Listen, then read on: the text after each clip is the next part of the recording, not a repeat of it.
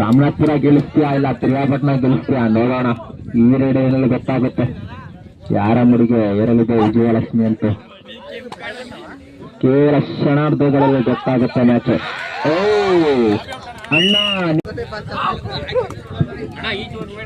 ಮೊದಲನೇ rate ರಾಮನಾಥ್ಪುರದಿಂದ 1-1 ಅಂಕದಲ್ಲಿ Mandya ಲಾಬಿಯನ್ನು cross ಮಾಡಿಲ್ಲಪ್ಪ. ಓ